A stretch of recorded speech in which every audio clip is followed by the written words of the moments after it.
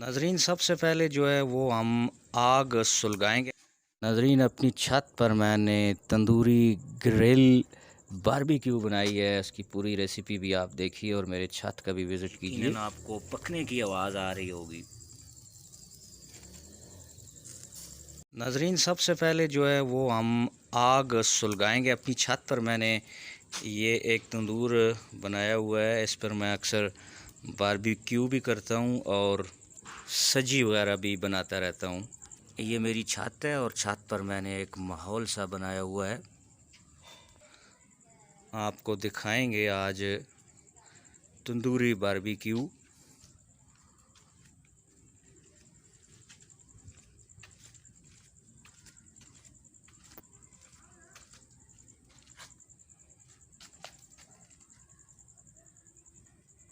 अभी चिकन को जो है वो मसाला वगैरह लगाएंगे।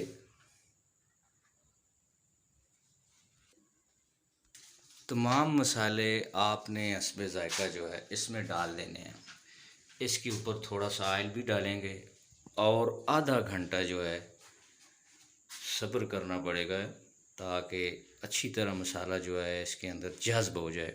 ये नाजरीन ग्रिल है, इसमें हम लगाएंगे और यहाँ से इसको लॉक कर देंगे।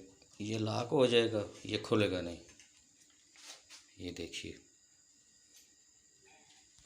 और इतनी देर में हमारी आग भी जो है वो भी ख़त्म हो गई और बड़ा अच्छा कोयला बन गया है। थोड़ा सा सेट करना पड़ेगा।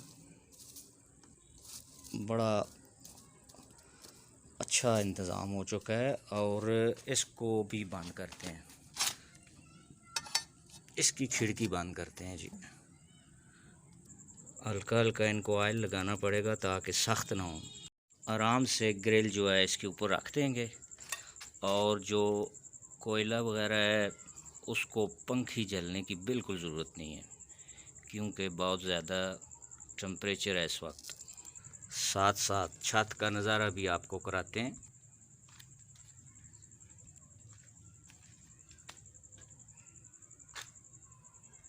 ये आट सा मैंने अपनी छत पे बनाया हुआ है, पौधों से चारों तरफ ढका हुआ है और यहाँ पर डिनर और नाश्ता करने का अपना ही मज़ा होता है।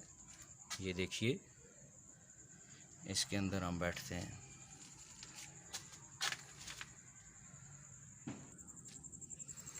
ग्रिल बारबेक्यू आप देख रहे हैं मास्टर नबील आमर के साथ मास्टर की छत पर। आपको दिखाता हूँ इसकी हीट कितनी है। ये देखिए,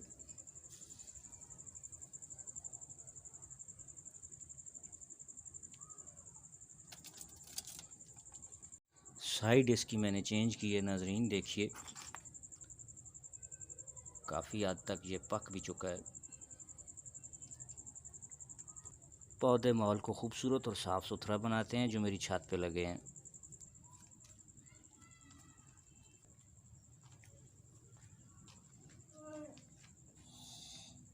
ज़्यादा देर इंतज़ार नहीं करना पड़ता। ऐसी अगर आग हो तो क्या ही बात है, जल्दी हो जाता है काम।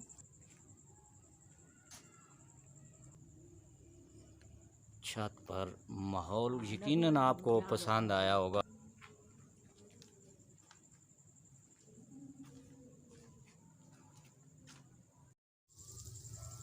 यकीनन आपको पकने की आवाज़ आ रही होगी।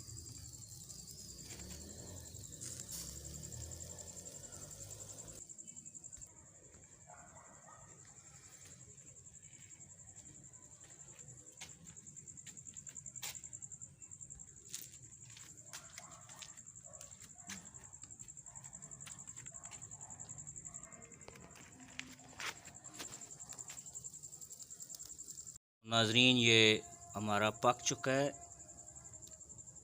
Tandoori grill barbecue.